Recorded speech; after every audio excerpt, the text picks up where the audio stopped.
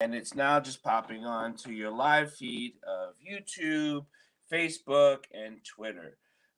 Welcome to Black Love. We're the Dyers, and these are the Smiths. Hi, family. How you doing? I'm glad we had technical difficulties, but every time we talk about relationships, and I gotta let you guys know, I just got this amazing comment on our show, and it was from a couple, and she says she loves to get a husband in front of the show, and they talk about the things we talk about. Oh, good. And I said, "Oh, thank you so much." I said I will share that with the Smiths, and I really appreciate you watching the show. So I think that's so helpful because, and I also got some backlash about like only black people have love. So Well, why don't we call it relationship love? Real talk. It I just happened to be the people on the show. are black. A little bit anyway. Yeah. What was that? It's an inside joke. You know what he called. You know what I was talking about, don't you? Yeah. But so now you gotta let us know. Now you gotta let everybody know because if you say it, everybody's gonna know. I can't tell you. Okay, fine. Y'all just got to go do your research. How about that? Okay. Well, where do we start? I like how we're all matching though. You guys in your orange and us in our pink. Wasn't planned. No, it wasn't. It was thought about. Yeah, it worked out. See, the wind blows y'all way. The same wind that came from us went to y'all, so it's all good. It's like the red tones. How about that? It's about in that love sphere. We just got a little bit more orange over here, and y'all got a little bit. It's matching So out. it's that vibration that we got going on here. It's matching our language. It's matching our language. We're talking about it. Matching our language. So here's the question.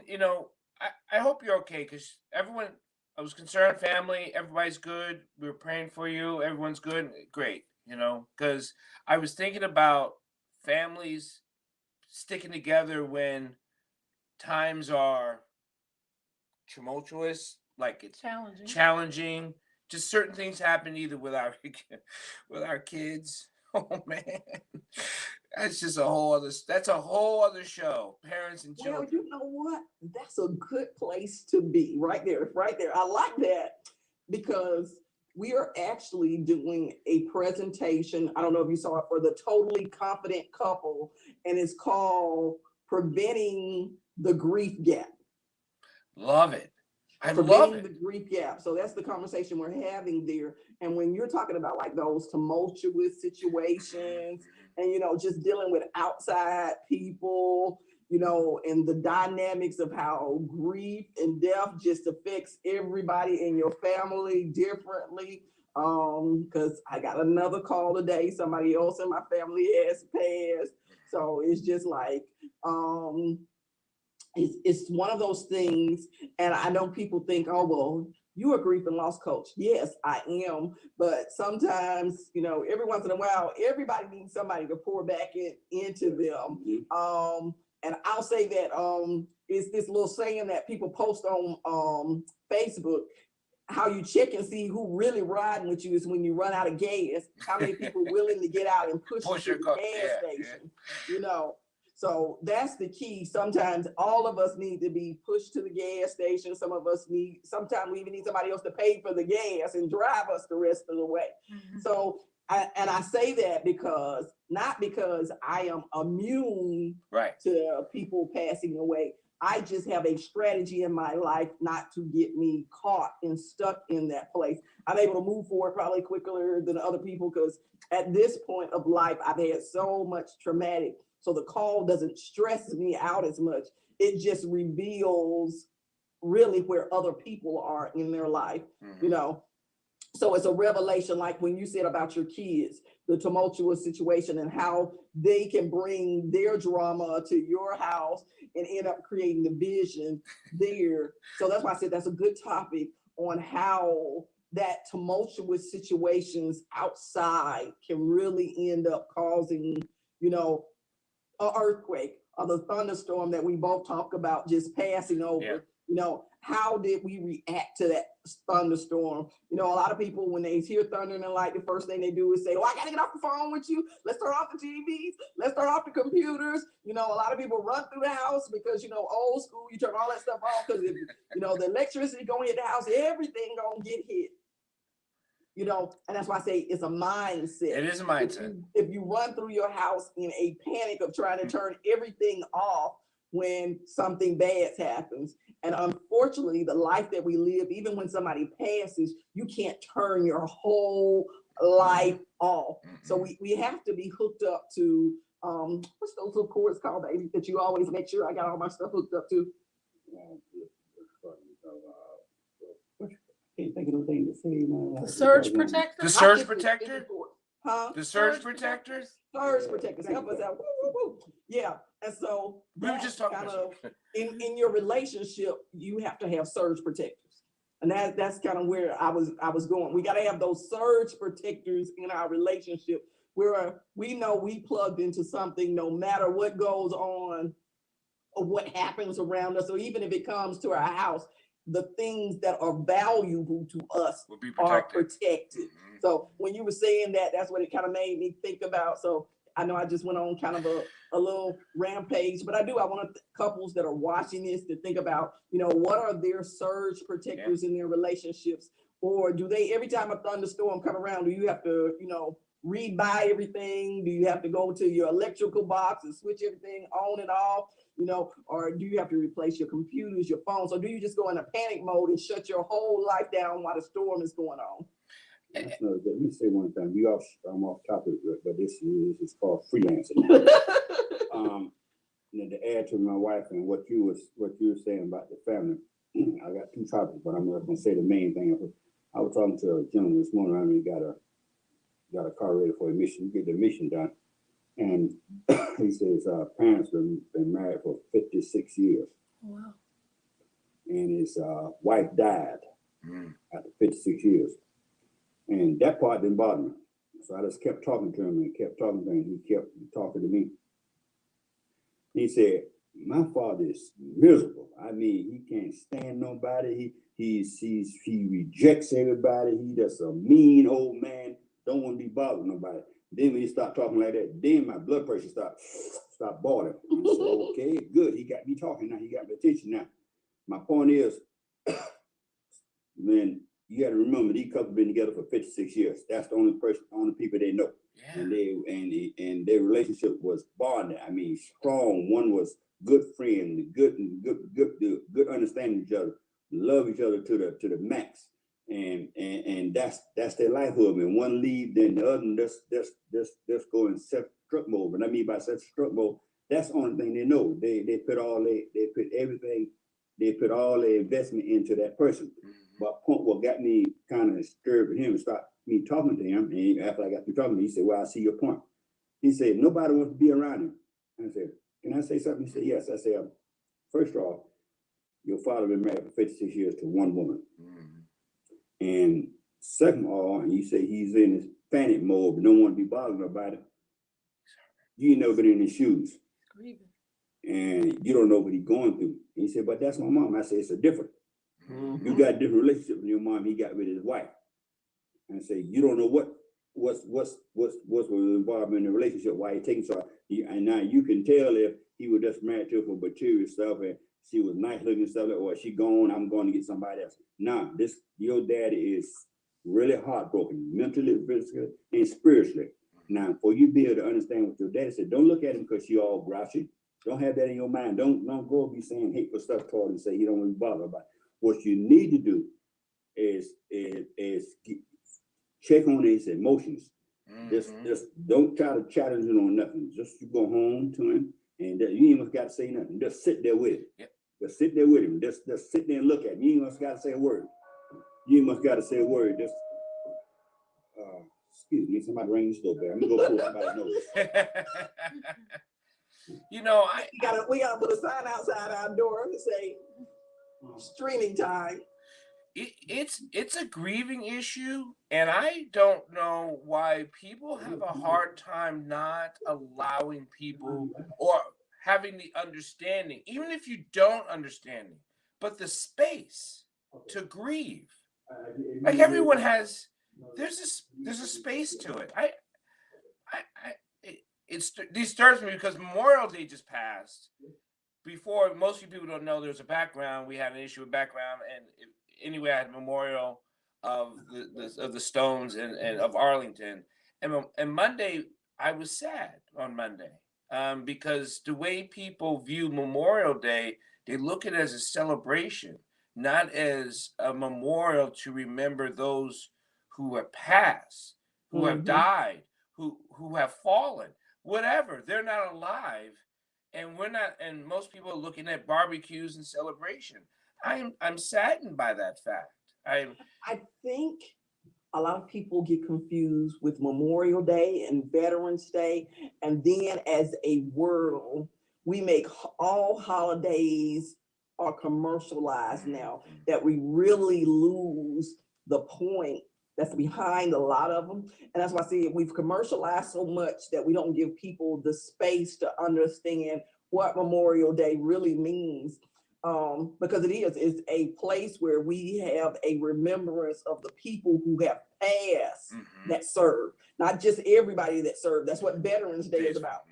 All the people that have served. Memorial Day is about the people who gave their life in service. So it is a group of people who are really mourning. They aren't barbecuing, they aren't celebrating. They are actually, like the picture you see, you had the Arlington Cemetery. But even on that note, I like to make people understand when we make days like that, we have to remember we cannot isolate people's grief to that one day. Right. And then even saying that, like my husband saying, the biggest thing and the best thing you can do with people is just sit with them. Sit with them so that you can understand what's going on with them. And so a lot of times on Memorial Day, none of those conversations have had. Even in media, you still saw everybody posting the same. And that's why I don't really post holiday stuff on my social media, because first of all, it's not a holiday. Right.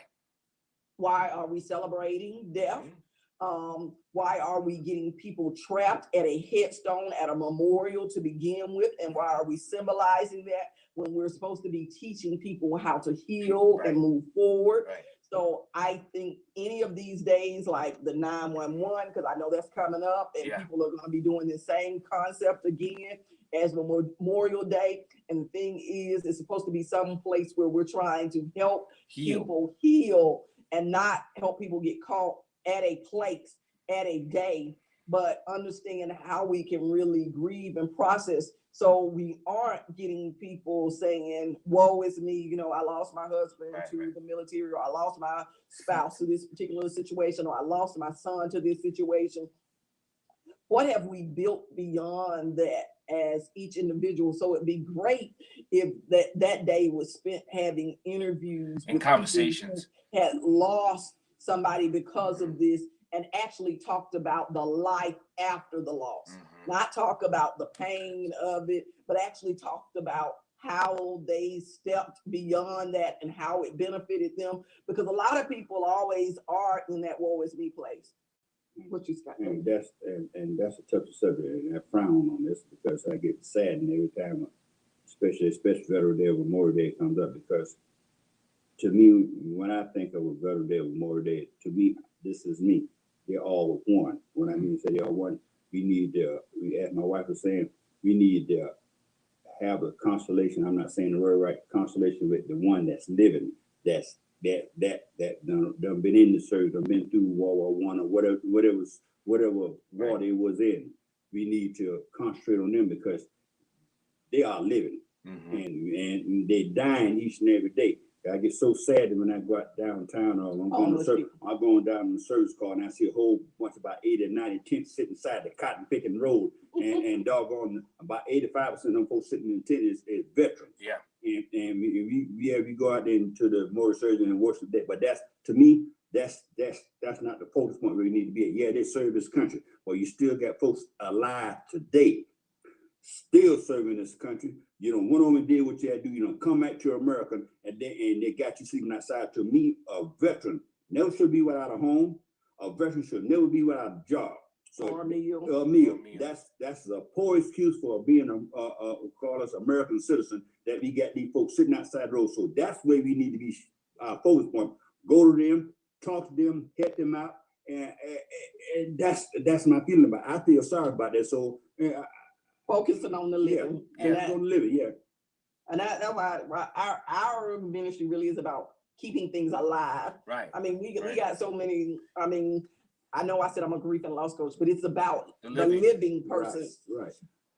You know, even you know, we even have it kind of twisted when we're talking about memorials and funerals. We always talk about paying our respects to the dead. What are we paying to the dead? I mean, they don't know that you showed up, so it should be really support to the living. You know, or are you just showing up because it's become a fashion show, or is it fashionable or trendy for you to be somewhere? And I mean, I'm just, you know, let's have these conversations, because people are putting a whole lot of time and effort into a lot of functions, and they don't bless the people that they're showing up for. So, I mean, like, we started this conversation and talking about the things of the trauma that our kids or our family members are going through. Okay, what are we doing besides putting on our talk? How do we actually show up for these people? You know, what are we doing different? You know, like I say, why are we paying respects to the dead? You know, what does that mean? What does that even, I mean, when we look at it, because when we talk about scriptures, it's let the dead bury the dead. So what are we paying our respects to? Yes, we're having a celebration to respect the life that they had, but are you spending all the money that you got to pay respects to the dead, and the living can't continue to live? So we need to prioritize and shift some of how we're thinking about funerals, how we're thinking about grief. And I know funerals are a big money making business. You know, I do know that. So I'm not, you know, talking against anybody who's in that business, but we need to shift it so that we're making sure that the people are still living, we're actually providing something and some support for them so they can actually progress forward, you know, some balance in this thing. Every week we had when our church that we were going to, you know, I ran a grief group at the church, and it was about having those conversations, just to the living, like you said.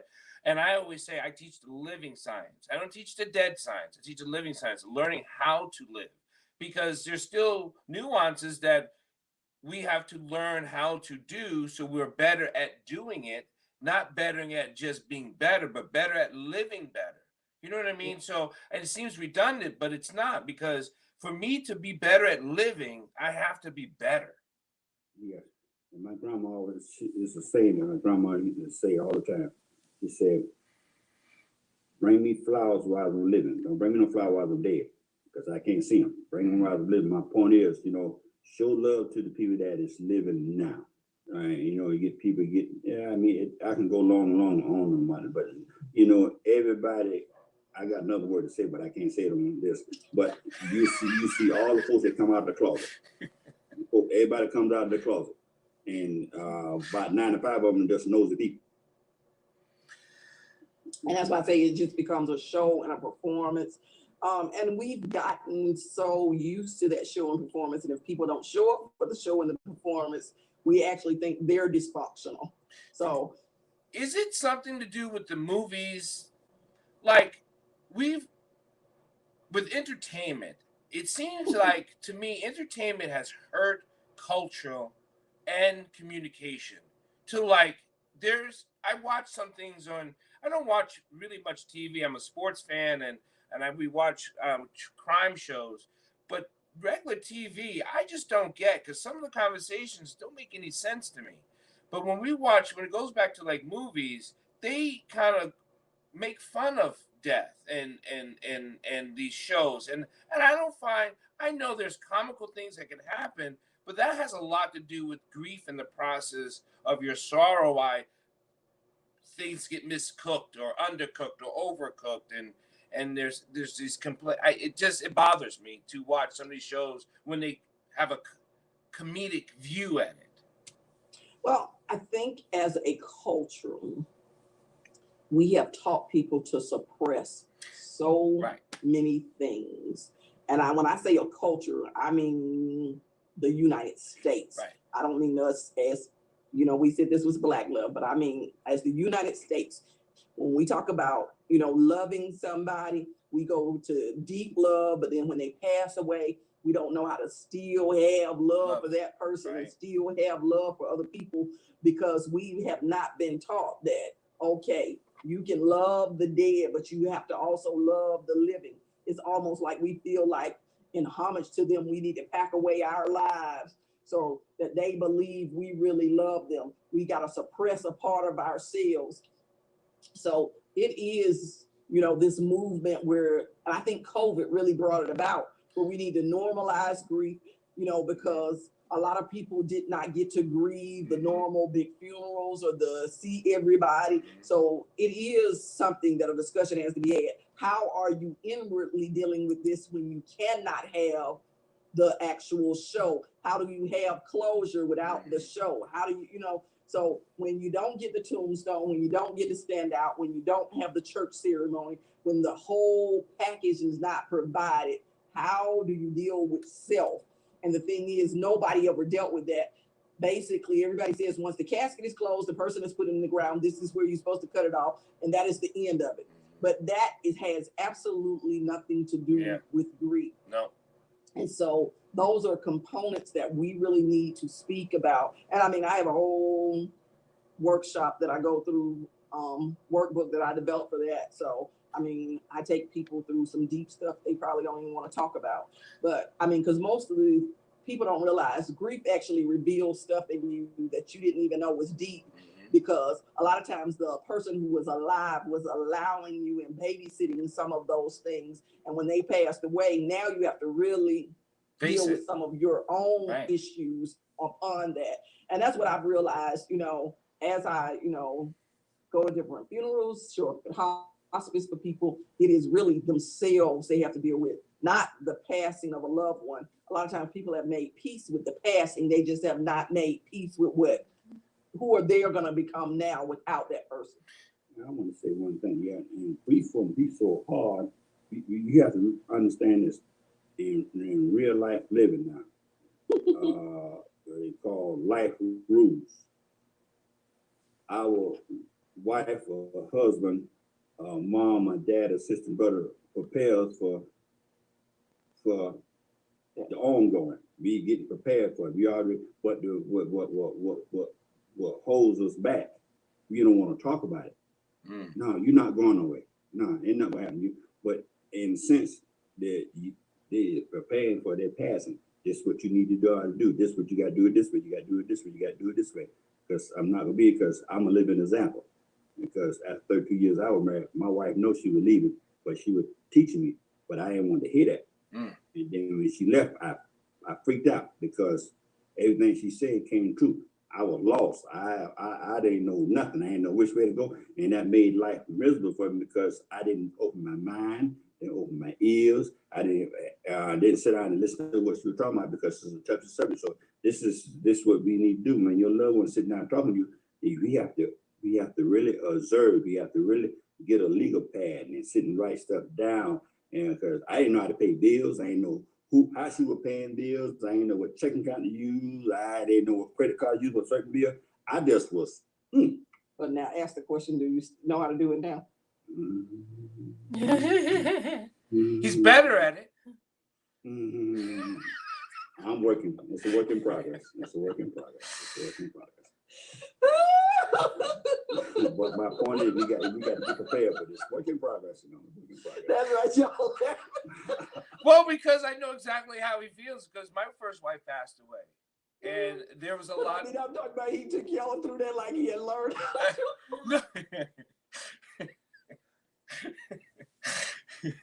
I'm sorry.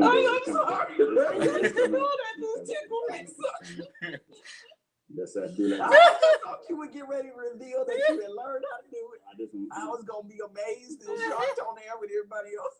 My bonus daughter said, I'm going to YouTube and Google everything up. You gonna do it? I think still that's something that people that don't talk about also. That's a conversation Fulton said one thing, just be there, right? But then when you're there, that conversation opens up and says, like, especially with couples, like when you pass or if I pass, what do we do? Where's the papers? What's next? Who gets what? Who's burying what? Whatever those conversations, if we don't have them beforehand, having them afterwards, it's debilitating. It's debilitating because you're getting phone calls about, there's a thing and you're supposed to be, and you're like, I don't know what you're talking about. I have like no idea what you're talking about. And you're like, well, my wife passed. Can I have the death certificate? Can you send it to me? When did she die? And you're like, you know what? I haven't even dealt with this. But they're calling because they're creditors or whatever the situation is, and it's in your name. And what about this? And you're like, I don't have all these answers because I'm feeling very heightened and very emotional. And then it's tough. It's tough. Yeah, because like my brother-in-law, he's going to do a heart surgery next week. Oh, okay. And his wife, she said, you need to put everything down on paper. She tell me where every piece of car, everything, every house you got, I need everything down on a piece of paper or either in the computer. I need to know everything because you don't know what happened when you come out of the hospital. But she was saying it as a joking matter, but it's real life. You need to put everything down where I know where stuff at because I don't know nothing what you're doing.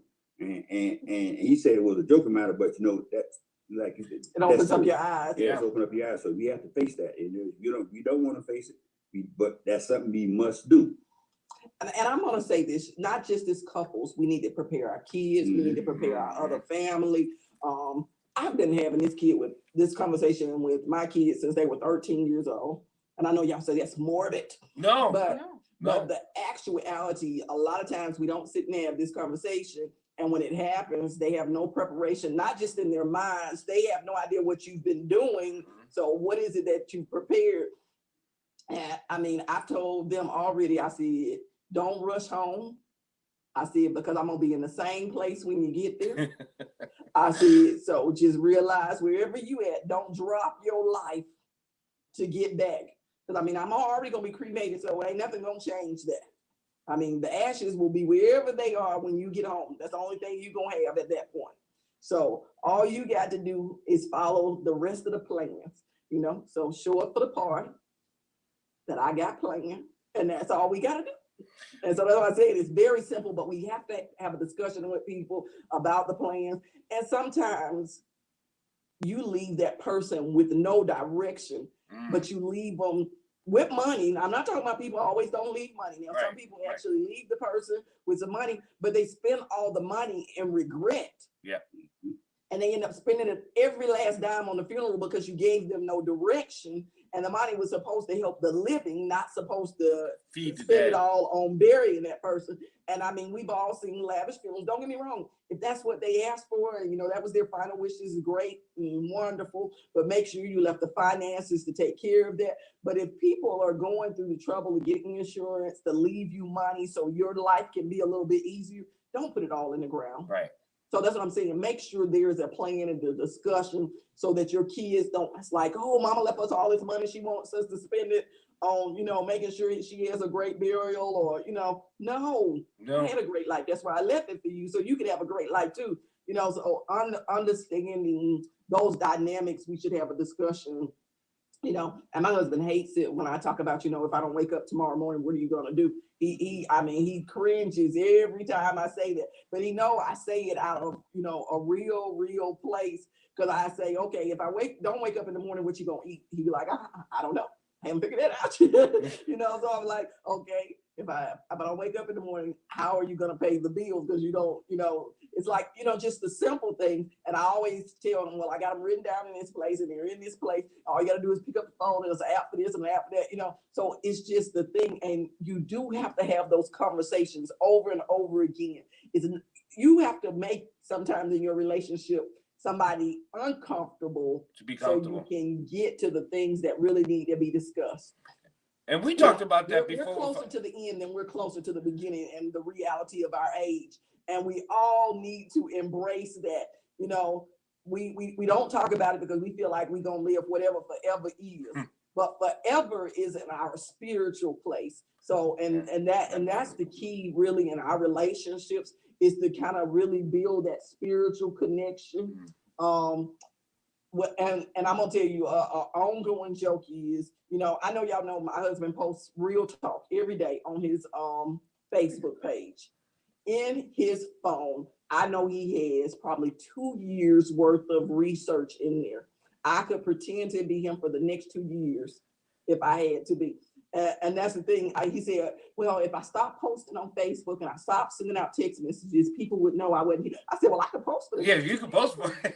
If you just want to stay alive on social media, I can post for the next 2 years. But so, and I mean, I'm saying that because, you know, who is it that we, you know, who are we really doing this life for? You know, who are we out here encouraging? Who are we uplifting? And I probably would keep his page up until I ran out of everything that he has written, because at some point he looked it up, he categorized it, he put it in his phone. So I would make sure that everybody was, you know, blessed with whatever he took the time to write.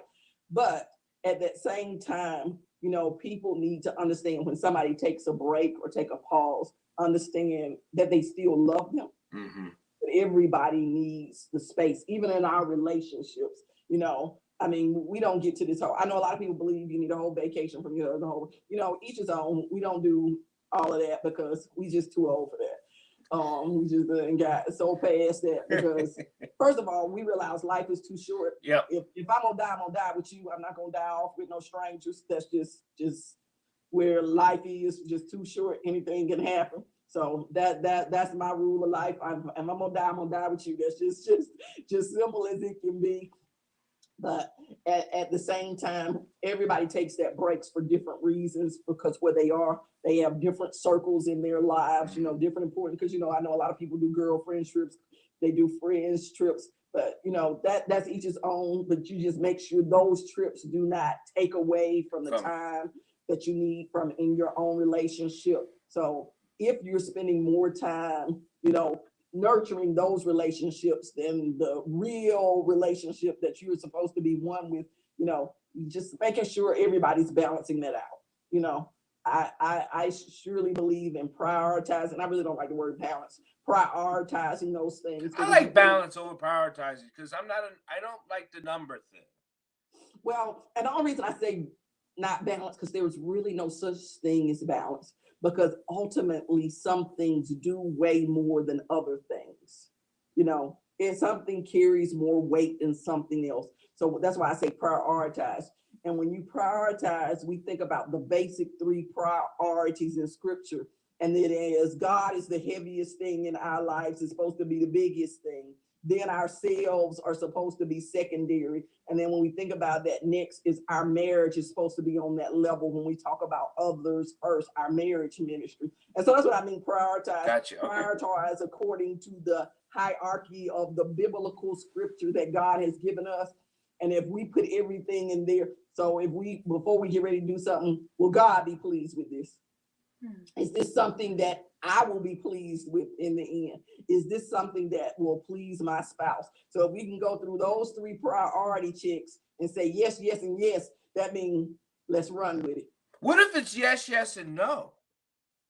Well, if it's yes, yes, and no, you need to find out and get in alignment with your marriage. Because if it's a no in your marriage, that's a negative in your marriage. That means somewhere your marriage is not aligned with God. Because if God gave you a yes on it, right? God gave you a yes on it. That means, and you gave a yes that is good. Somewhere you got to sit down and have a marriage assessment and say, okay, you know, are we going in the same direction? You know, because I always, you know, like if I ask my husband comes to me with something, the first thing I say, did God tell you that? And then he'll say, I ain't gonna lie on God. I ain't gonna lie on God. And I'll be like, okay, now let me tell you, because you know I'm analytical. So I'm like, okay, if this is from you, you better provide me all the fact of the rules, because I'm gonna have to take this back to God, and we're gonna have to do some shaking in the numbers here. But you know, if he tells me God has already said yes and signed off on it, it's an automatic yes on the third level. Because that means for him to have a conversation with me about it, that means he's already put a yes on it. Right. And he knows that the same thing, if I'm bringing it to him, God has already told me yes. I've already matriculated and said yes is good to me. So now I need his confirmation of a yes. But 99.9% of the time, if he does not give me a yes, I do not move on it. I do not move on it, because somewhere he's saying I have some reservation about this. But when he'll come back and say, what is your heart's desire?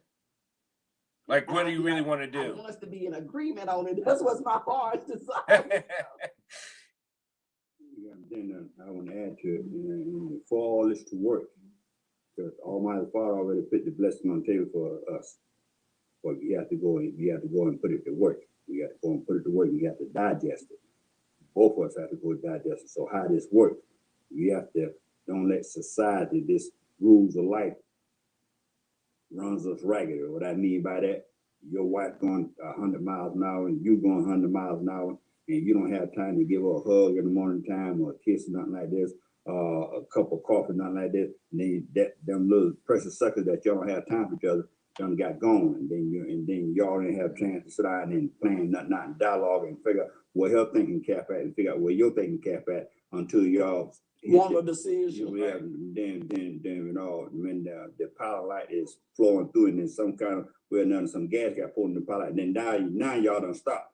Y'all at each other's throat now. No, the damage already been did, so we need to this as the young folks say, pump the brakes and pick out a night for you and your wife and slow it down. And just you and her, just one-on-one, baby. You need to talk what's going on. Why are you giving me a no on this? You know, but my thing is, do not move forward. Yes. If you've received a no from your spouse. And let me tell you, when you get a yes, and you get a yes, and you get to that third conversation, and let me put some preface around that.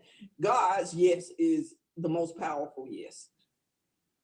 But I'm gonna put a but behind it, because God never gives you something to do that's going to create division in your marriage. He never gives you something that's going to create division. So that means he is going to give you another way or another situation to bring this to your spouse where they can understand it. Because I can talk about some things that we have went through, and I know I brought them to my husband 6-7 years ago, and they are probably just getting yeses from him now.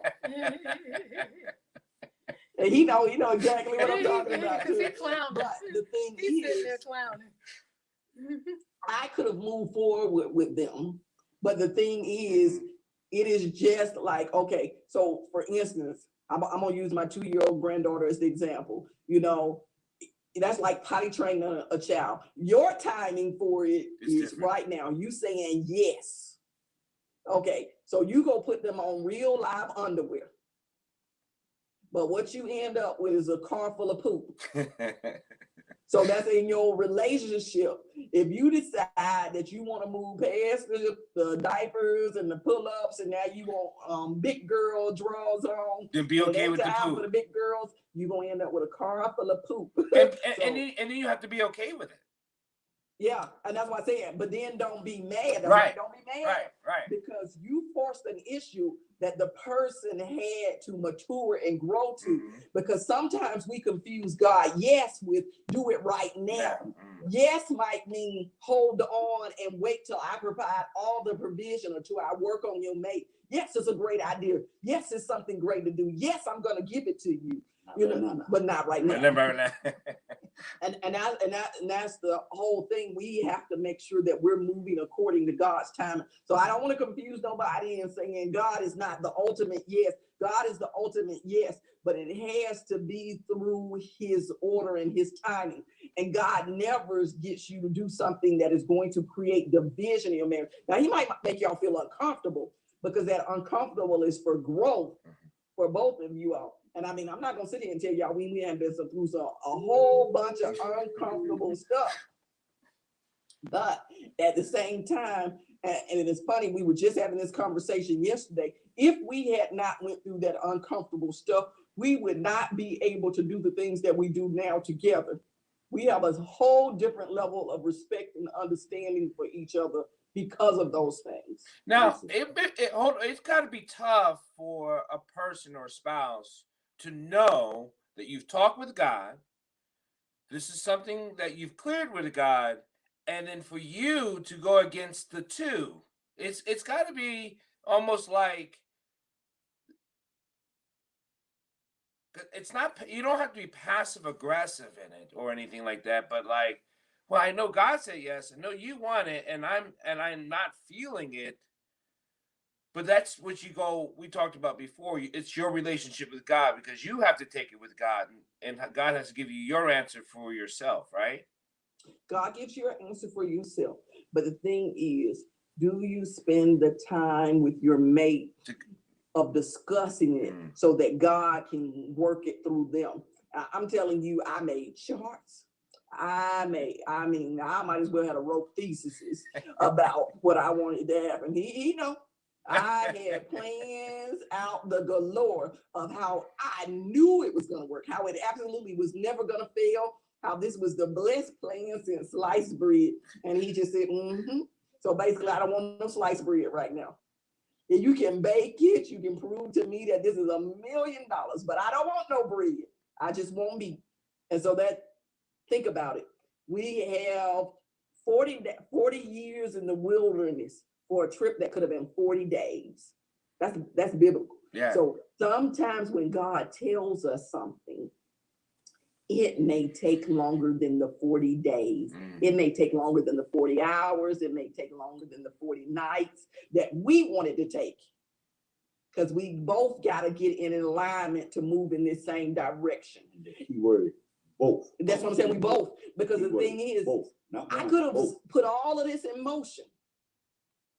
But the thing is, we both had to get on board to make it happen. So if it is something that is requiring a get on board with, a buy-in, a movement that will cause you all to go together, you got to wait. And that's where God tells you to wait. He's basically telling you to wait on your mate for me to help them understand what is going on. And I can tell you now, he comes back and he tells me, man, I wish I had done this when you first told me.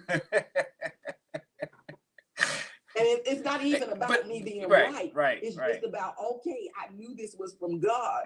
You know, I knew it was from God. But I can also say, if I look back and say, maybe it wasn't the right timing either, because if it had happened, how would we have put all these things in place? You know, so a lot of things had to be put in place. So it was about God's timing. God's timing is very important. And just add a little what you were saying, because even though your plan is awesome, your plan is right on time. You already talked to Almighty Father. Your plan is right on you, and you're going to talk to your wife. All right, but here's the catch up. Your wife may not be ready for your conversation with her at the time, at that time. At that time. So that's she don't understand it right now, because she will have to go into it. She ain't gonna be able to accept this what you're telling her, because she don't have the slightest clue what's going on. But she got to go work her way into it. Then once you get her emotional, mental, and physical, then she'll start working. Then she really, because now you're really talking Russian to her. She don't understand nothing you're saying, because she hadn't picked up a Russian book to understand what you're saying. So that is patient on your part. Right. Like you said, the key thing, not to be aggressive. So you got to be patient and obedient to Almighty, because Almighty Father already talked to you. He already put his arms around you. Now you have to go and do the same thing for your wife. Give her that same patience. That's right. That same patience. So that's how that works. And that's why. The Russian that I was speaking to him, the Holy Spirit came in as the translator and made him realize it was English the whole time. Well, so that's what I'm saying. It took the Holy Spirit to say, "Oh, she was talking English. That sounded like a foreign language. And that's why when we circle back around, we talk about the living. This takes work. The dead is dead. The living takes a practice. It takes work. So if you're so concentrated on the dead, you'll never live. Well, the thing is, it's so much easier to focus on the dead. Because they ain't going nowhere. Because they don't have no feedback. They don't have no complaints. They don't have no expectations. You know, you can all day say, oh, they wanted me to do this for them. This is what they would have wanted me to do. But of course, you have no feedback, no pushback. But the thing is, you go to a living person and you're going to have some feedback, some pushback. And that means feedback and pushback means that you have to do something for yourself. You have to control, but I say that response and reaction. With the dead, we can go off on them all the time. We show out, even though we talk about, you know, respecting the dead. I want us to learn how to respect the living. I just want us to learn how to respect the living. Let the living live the way they need to live. Let the living mourn the way they need to mourn. Let's give them the, and I'm not talking about going out and killing and revenge and all of that, but I'm talking about from a healthy perspective. We put so many boundaries on what people need to do, how fast they need to do it. You know, if you don't mourn this long, I better not see you out dating or talking or looking at nobody, because that means you didn't love the person that you were with. You don't know when that person's mourning began. Right. You don't know when that started for them.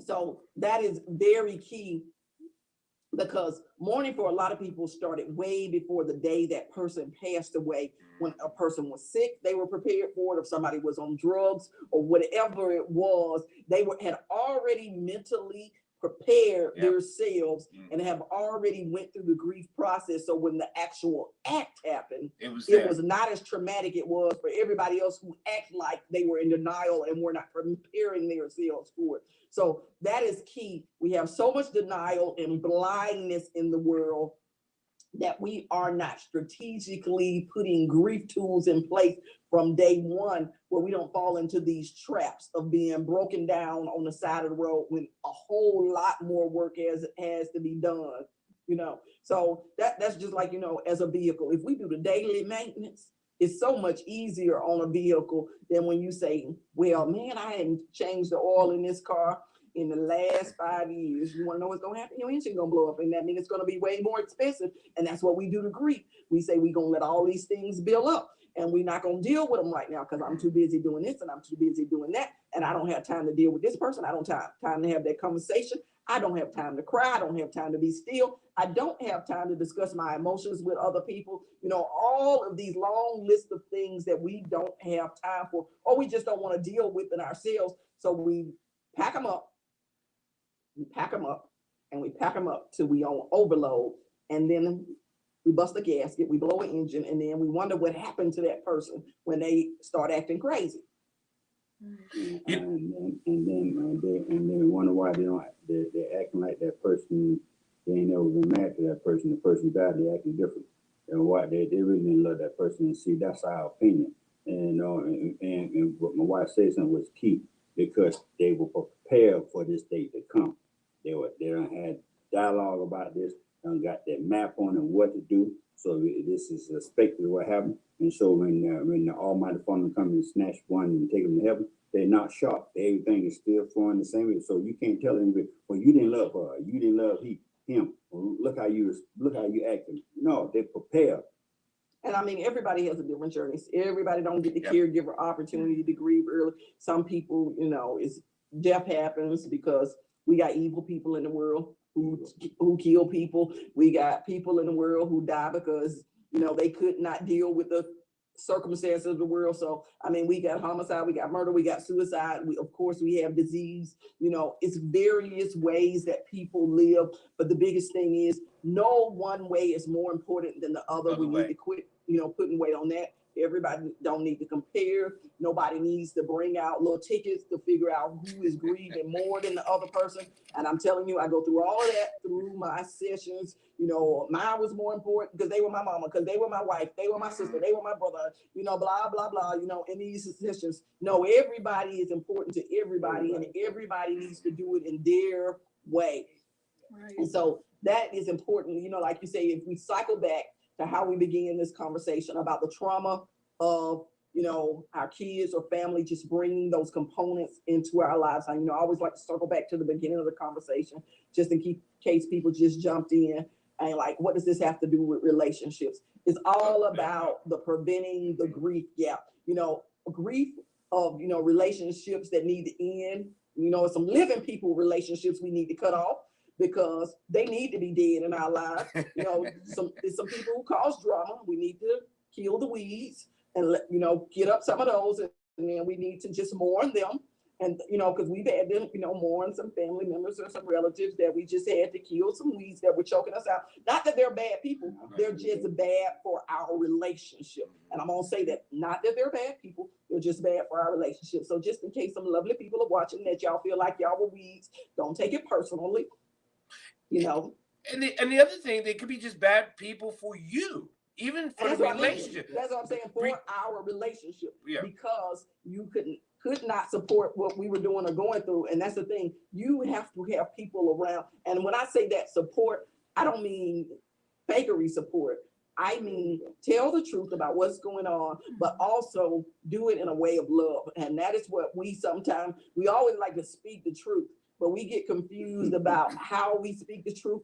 And I'm gonna tell you something my grandmother blessed us with when we got married. First thing she said, all truth don't need to be told. Never forget that. It's all truth don't need to be told. Just because I know that about you, that might not be something that's relevant to building your relationship. So when you think about truth, and I want to bless every relationship, because we like to tell people the truth about themselves. We like to give everybody a piece of our mind. If the truth, don't give away so much of your mind that you go crazy now, because a lot of us have gave away too much of our mind. That's number one tidbit for you. I'm gonna say that as women, we like to give away some of our mind. We like to tell you the truth and give you all the business, and then we run ourselves crazy giving the mind. He don't know nothing about that, because he met a whole different woman when we got married. But a piece of mind that he got, he done heard the stories about the mind I used to be able to give you. But that's why we still together now. Yeah, that's why I stopped giving people a piece of my mind. I need to keep it all. I need to keep it all. So I'm gonna save some women in that place. Stop giving away a piece of your mind, because men will try to run you crazy. Okay, so hold on, let me finish this, and then I'm gonna let you have this, baby. I know, pop my head. But I want to let you understand when I talk about truth, because we all like to say, I always give you the truth. Okay, truth is meant to, if it does not empower or it does not edify, that is not a truth that you need to provide. That means you're not giving it in love. You're giving it to crush, divide, or subtract. That is not a truth of God. That is something that you've held on to just so you could deliver a blow to somebody and be messy. So let me help you there. All truth has a little perception in it. So make sure your truth is about empowerment and edification. If it is not empowering or edifying your relationship, keep your mouth shut. So that's what man and woman, because we like to say, I'm telling the truth. Okay.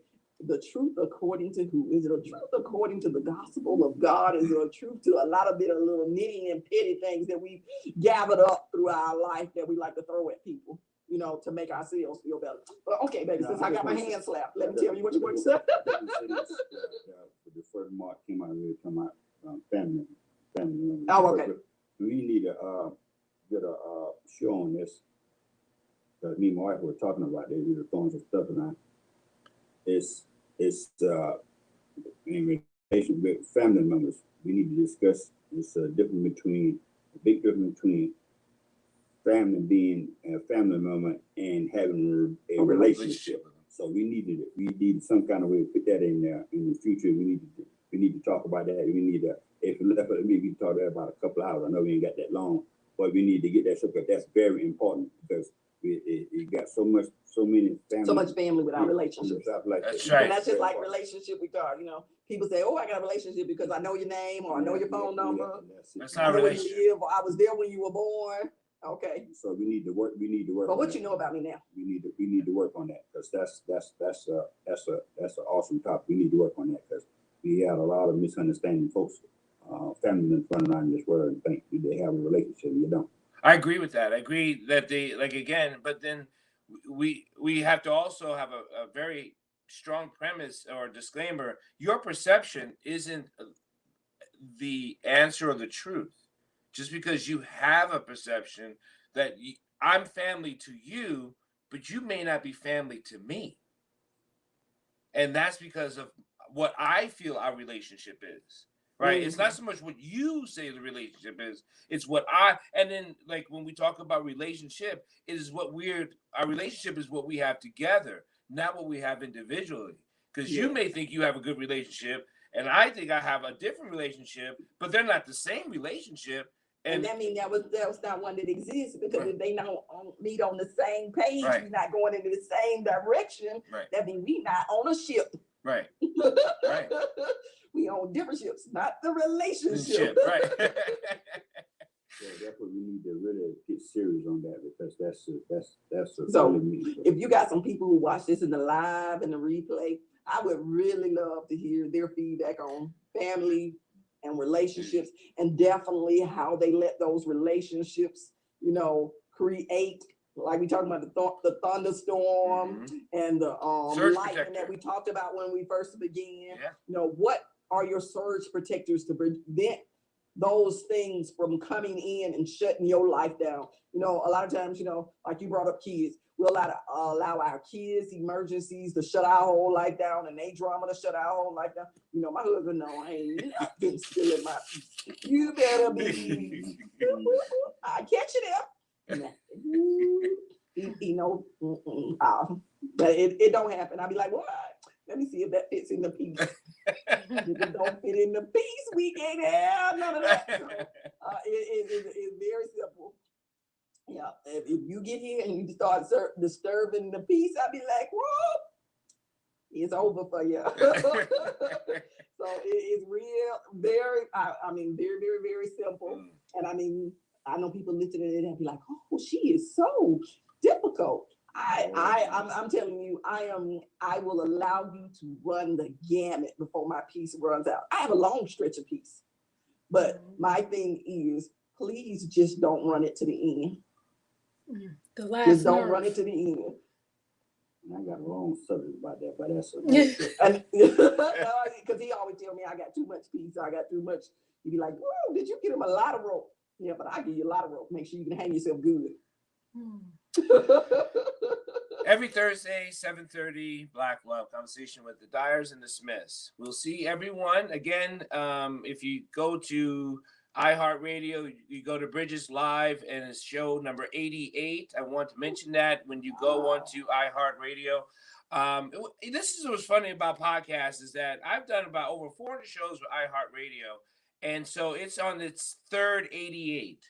So this show, Bridges Live, show 88, is Black Love Conversation. Of course, you get it on the YouTube channel and replay. Man, thank you. God bless. And you guys have a great night. We'll see you next week. Yes. Love you guys. Love you. Be safe. You. Hit that hand.